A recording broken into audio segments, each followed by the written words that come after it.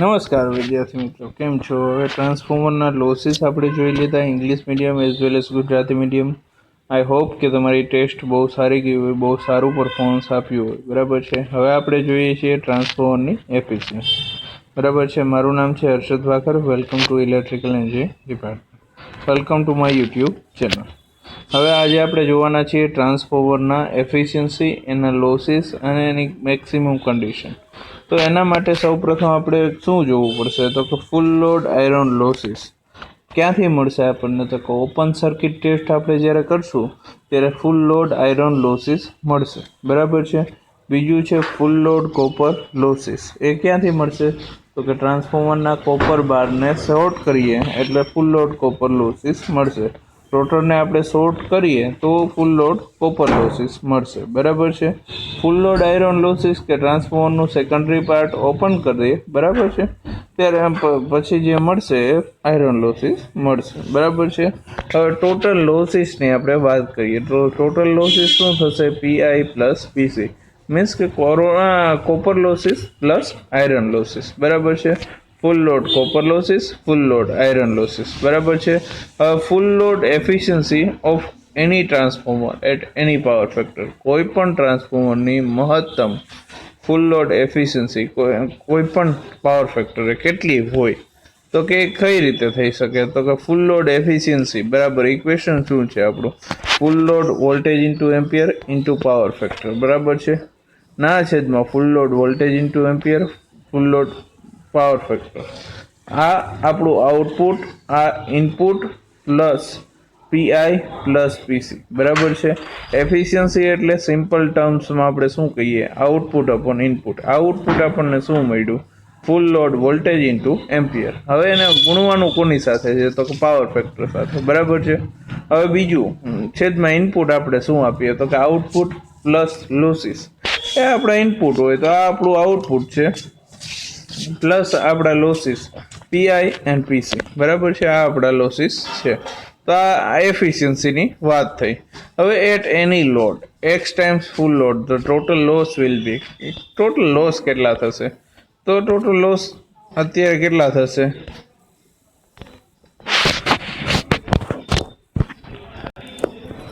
હવે કોઈ પણ લોડ ઉપર એક્સ ટાઈમ્સ ફૂલ લોડ હોય તો ટોટલ લોસીસ કેટલા થશે? ટોટલ લોસીસ શું થશે?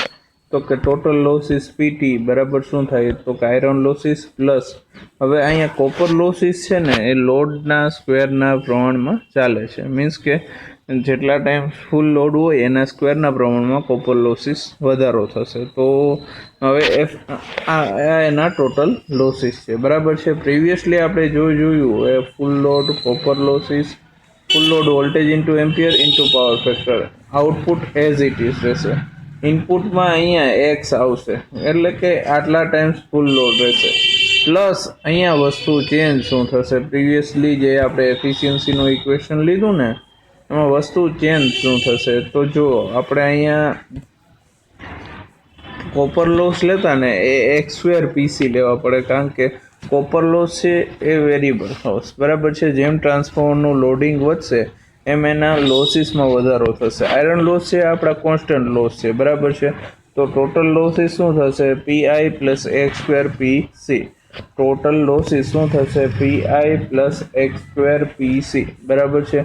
હવે એ આપણને ક્યાં હતા? તો કે ઇનપુટમાં હતા, પીઆઈ પ્લસ એક્સ સ્ક્વેર પીસી, બરાબર છે. આ ઇનપુટમાં ચેન્જ થશે, આઉટપુટ ને ઇનપુટમાં આ વસ્તુ ચેન્જ થશે. હવે આમાં એક વસ્તુ નોટ શું કરવાની છે કે iron losses remain same at all loads, બરાબર છે. કોઈ પણ પ્રકારનો લોડ હશે આયરન લોસીસ સેમ રહેવાના છે, બરાબર છે.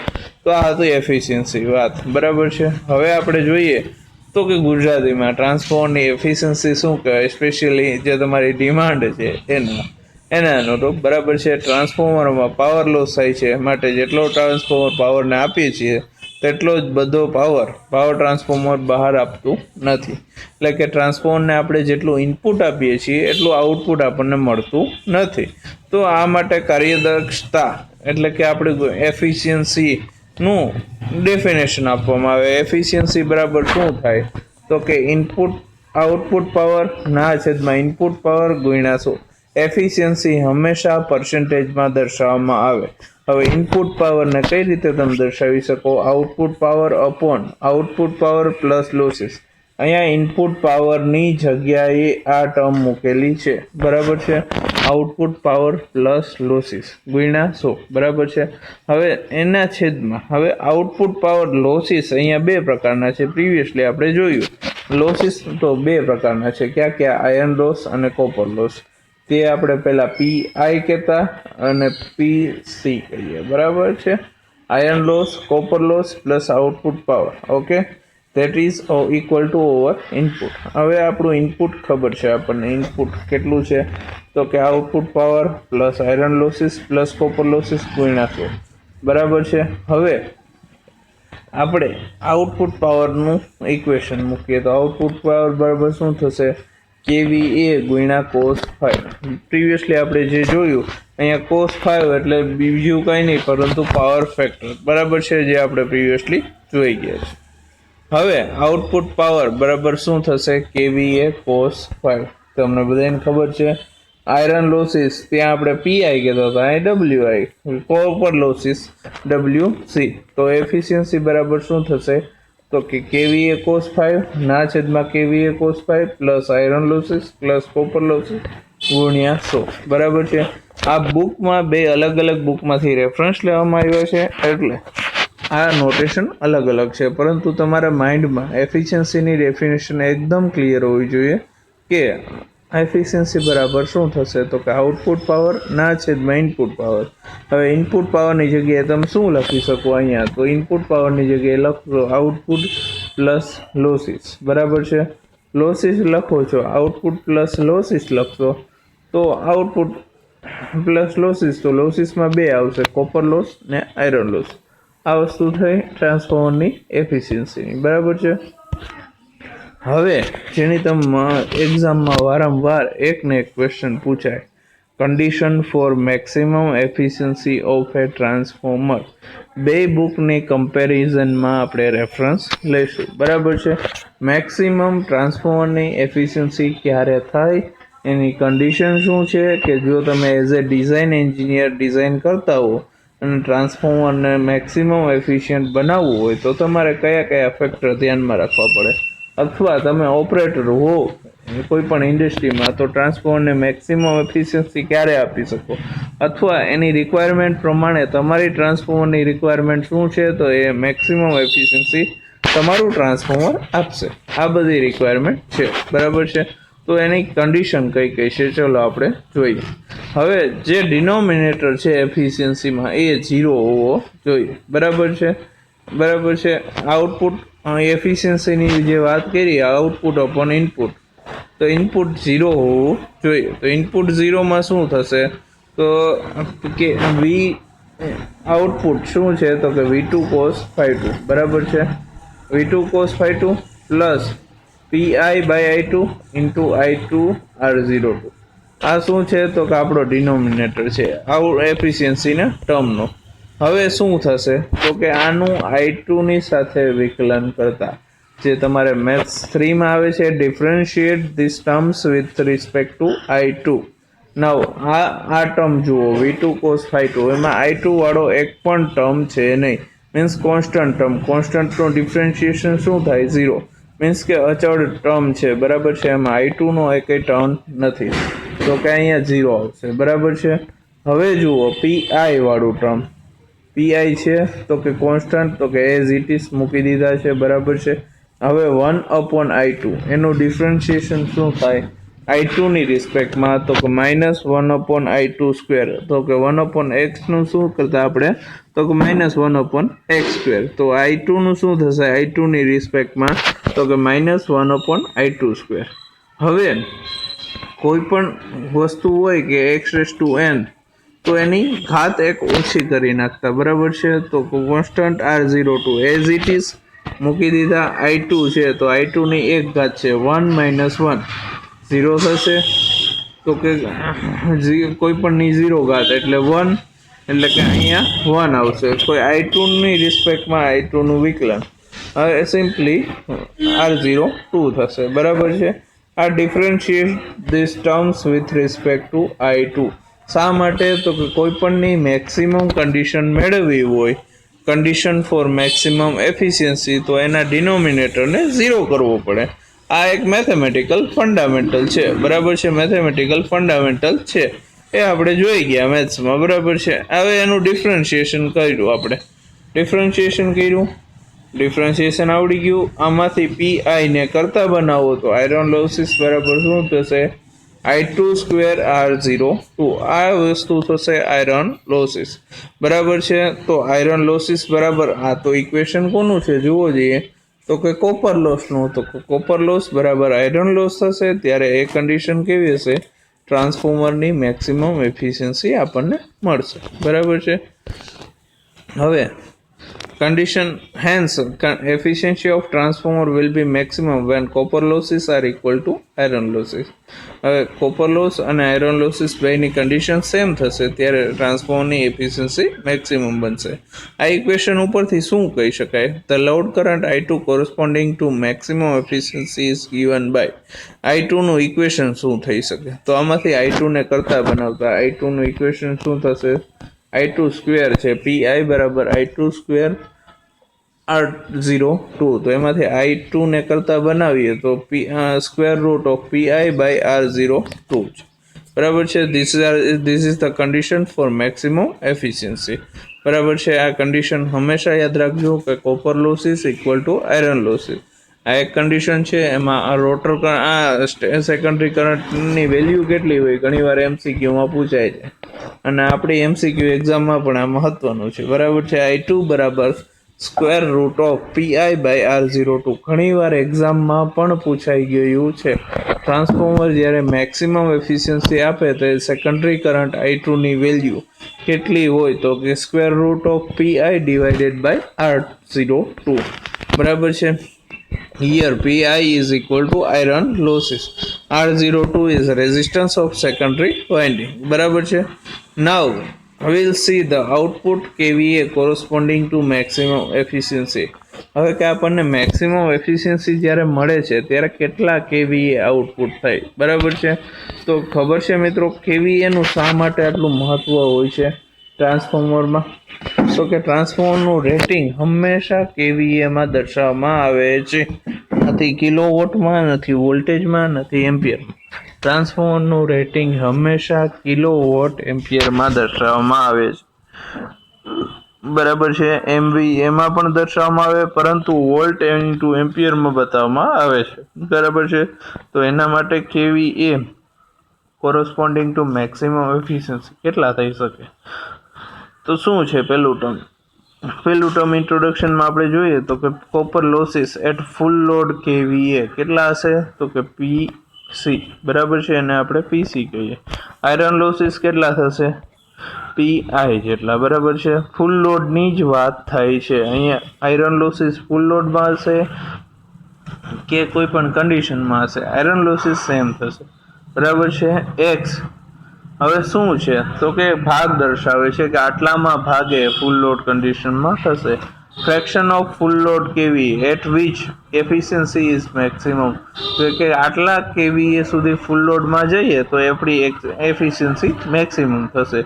હવે મિત્રો મેં આની પહેલાં પણ તમે કીધું હતું કોપર લોસીસની વસ્તુ શું છે? તો કે કોપર લોસીસ ક્યારે ફ્રેક્શન ઓફ kVA માં ચેન્જ થશે? તો કે X² ઇન્ટુ PC થશે, બરાબર છે. ટોટલ કોપર લોસીસ, હવે જો PC ફૂલ લોડ કોપર લોસીસ હોય તો કે X times the full load હોય તો ટોટલ કોપર લોસીસ શું થશે?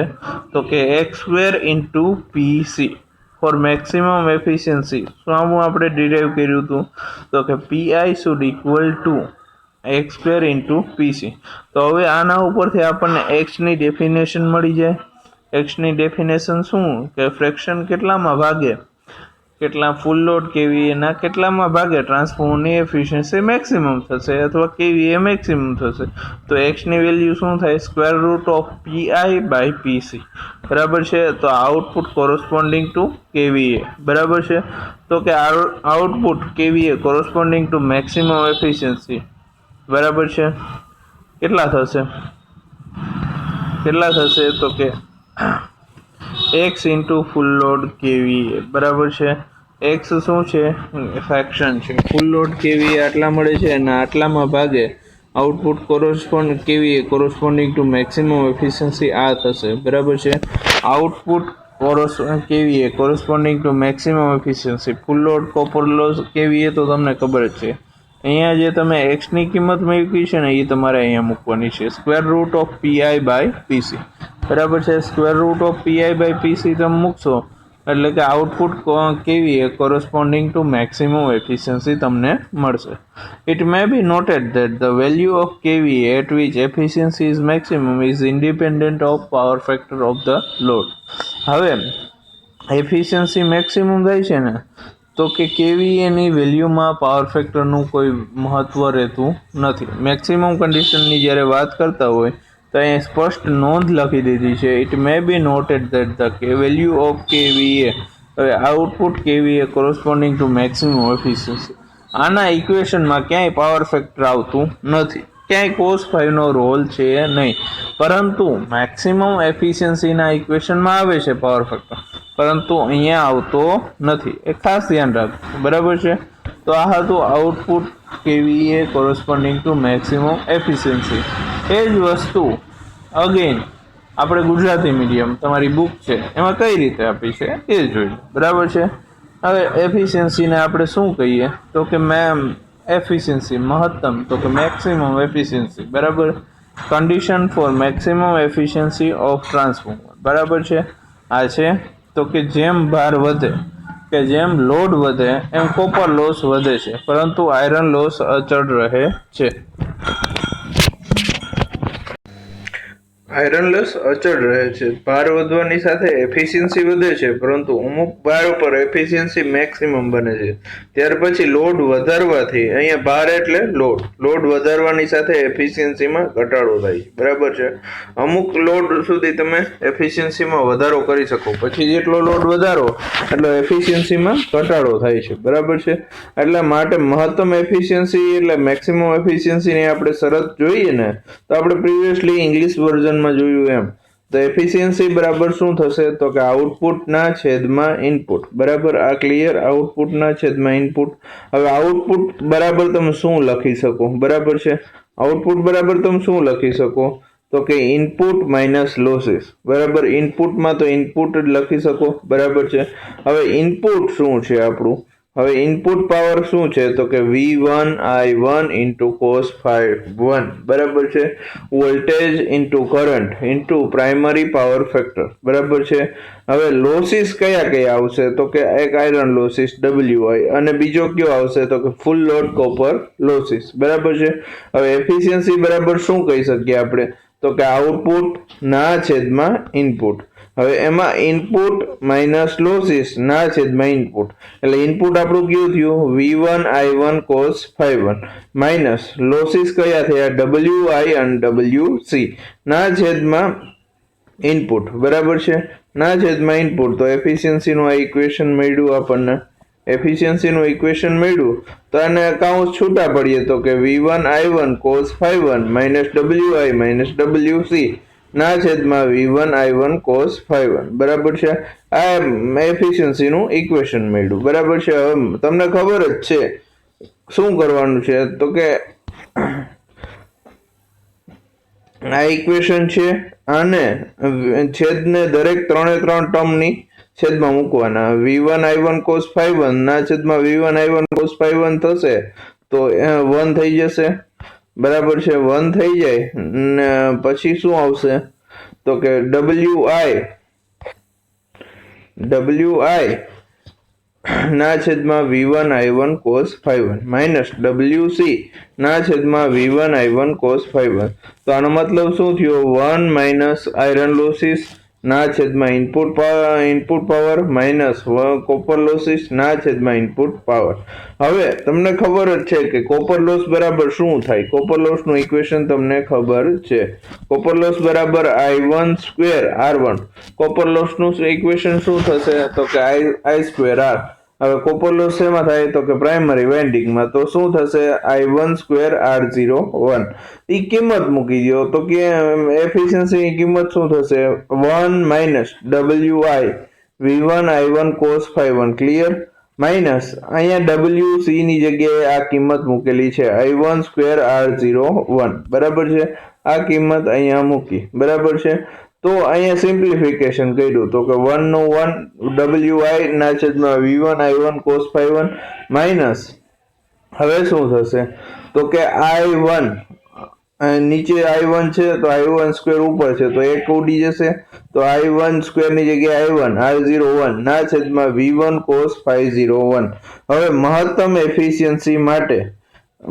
એફિશિયન્સી માટે શું થવું જોઈએ તો કે મહત્તમ એફિશિયન્સી માટે એનું ડિફરન્શિએશન I1 સાથે 0 થવું જોઈએ બરાબર છે।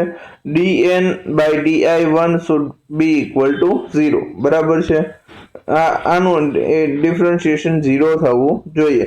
તો ડિફરન્શિએશન 0 કરવામાં તો કે આ ઇક્વેશન નું I1 સાથે ડિફરન્શિએશન તો કે આ એફિશિયન્સી છે dn/di1 બરાબર છે, અહીંયા 1 કોન્સ્ટન્ટ છે, 1 નું કોઈ પણ સાપેક્ષે વિકલન ની વાત કરીએ આપણે ડિફરન્શિએશન એટલે વિકલન 0 થશે બરાબર છે, માઇનસ WI હું તમને કહું આ ટર્મ ની આપણે વાત કરીએ છીએ બરાબર છે, આ ટર્મ ની આપણે વાત કરીએ છીએ। હવે આનું ડિફરન્શિએશન કેમ કરવું, માઇનસ નું માઇનસ WI ના છેદમાં V1 cos phi1 I1 ને કાઢી નાખો, I1 સિવાયનું કારણ કે I1 નું આપણે વિકલન કરીએ છીએ તો WI ના છેદમાં V1 cos phi1 કાઉન્સમાં શું આવશે તો કે 1/I1 નું શું થશે તો કે -1/I1 સ્ક્વેર બરાબર છે, આ તમને ખબર જ છે કે 1/x નું આપણે શું કરતા -1/x સ્ક્વેર બરાબર છે।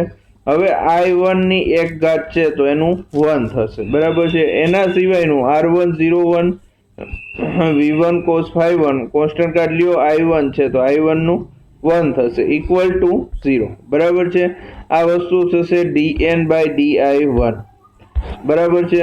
તો હવે આપણે ઇક્વેશન મળી ગયું, બે બાજુ કરતા બનાવો WI ના છેદમાં V1 cos phi1 equal to R01 ના છેદમાં V1 cos phi1। હવે બે બાજુ V1 cos phi1 છે એ કેન્સલ કરી નાખો તો ઇક્વેશન શું મળશે WI બરાબર I1 સ્ક્વેર 0R1। આ તો કેવું ઇક્વેશન છે મિત્રો તો કે આ પ્રીવિયસલી આપણે WC બરાબર શું મૂક્યું હતું તો કે I1 સ્ક્વેર R01 બરાબર છે, એટલે કે iron losses equal two copper losses, તો WI બરાબર શું થશે I1 square R01 equal to I2 square R02 બરાબર છે, જે એટલે કે જે ભારે કોપર લોસ ની કિંમત આયરન લોસ જેટલી થાય તે ભારે એફિશિયન્સી મેક્સિમમ થાય બરાબર છે। તો હવે જોઈએ તો કે I2 સ્ક્વેર R02 બરાબર શું છે તો કોપર લોસીસ, આમાંથી આપણે કરંટ ને કરતા બનાવીએ તો WC ના છેદમાં R02, પરંતુ અહીંયા શું છે મિત્રો I2 સ્ક્વેર છે, હવે I2 ની કિંમત જોતી હોય તો square root of WC divided by R02 બરાબર છે। હવે જમણી બાજુને I2 ફૂલ લોડ વડે ગુણતા બરાબર છે, ગુણીને ભાગતા એટલે કે એક વડે જ ગુણવાનું છે, I2 ફૂલ લોડ ના છેદમાં I2 ફૂલ લોડ બરાબર છે, I2 ફૂલ લોડ વડે ગુણ્યા ને ભાગ્યા એટલે કાંઈ નથી કર્યું, એક વડે ગુણ્યા ને ભાગ્યા બરાબર છે। આવું આપણે શું કામ કરીએ છીએ તમને હવે ખબર પડશે બરાબર છે। તો અહીંયા શું થઈ જશે I2 ફૂલ લોડ બરાબર શું થશે તો I2 બરાબર શું થાય I2 ફૂલ લોડ ગુણ્યા હતા એ એઝ ઇટ ઇઝ રાખ્યા બરાબર છે, ભાગ્યા હતા એ સ્ક્વેર રૂટમાં જાય એટલે સ્ક્વેર થઈ જશે બરાબર છે, WI ના છેદમાં I2 ફૂલ લોડ નો સ્ક્વેર R02। હવે I2 ફૂલ લોડ નો સ્ક્વેર R02 શું છે તો કે WC છે બરાબર છે, તો તમને કિંમત શું મળશે I2 બરાબર I2 full load square root of iron losses છેદમાં ફૂલ લોડ કોપર લોસીસ। આમ એટલે કે કેટલા લોડ કરંટ ઉપર એફિશિયન્સી મહત્તમ બનશે, કેટલો લોડ કરંટ આપીએ ત્યારે એફિશિયન્સી મેક્સિમમ બને એ આ ઇક્વેશન ઉપરથી આપણે જાણી શકાય છે। ઘણીવાર મેક્સિમમ એફિશિયન્સી આવે છે એમ કહી દઈએ, પરંતુ કેટલો કરંટ પ્રસાર કરવાથી મેક્સિમમ એફિશિયન્સી મળશે એ ગોતવું હોય તો આ ઇક્વેશન ઉપરથી મળશે. ઘણી વાર એક્ઝામમાં પણ પીજીવીસીએલ, એમજીવીસીએલ, ડીજીવીસીએલ માં આ ઇક્વેશનની મદદથી આયરન લોસ આપી દીધા હોય ફૂલ લોડ, કોપર લોસ આપી દીધા હોય ફૂલ લોડ, કરંટ આપ્યો હોય, ખાલી આ ઇક્વેશન મૂકવાનું હોય, બરાબર.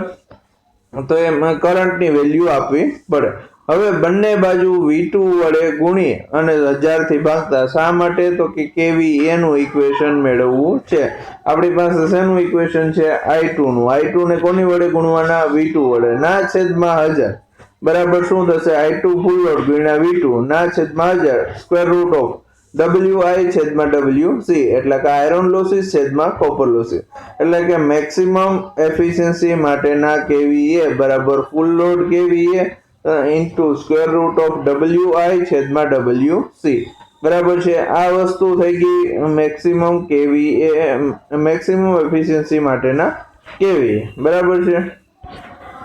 હવે આજ સુધી આપણે મેક્સિમમ એફિશિયન્સી ફોર kVA જોયું, ટ્રાન્સફોર્મરની મેક્સિમમ એફિશિયન્સી જોઈ, ઘણા બધા એક્ઝામ્પલ જોયા, બરાબર છે. જો આના રિલેટેડ તમને કોઈ પણ ક્વેરી હોય તો આમાં કોમેન્ટ કરો આ વિડીયોના લિંકમાં અને મને શેર કરજો, એટલે હું તમને એના ઉપર નેક્સ્ટ વિડીયો બનાવીશ, બરાબર છે.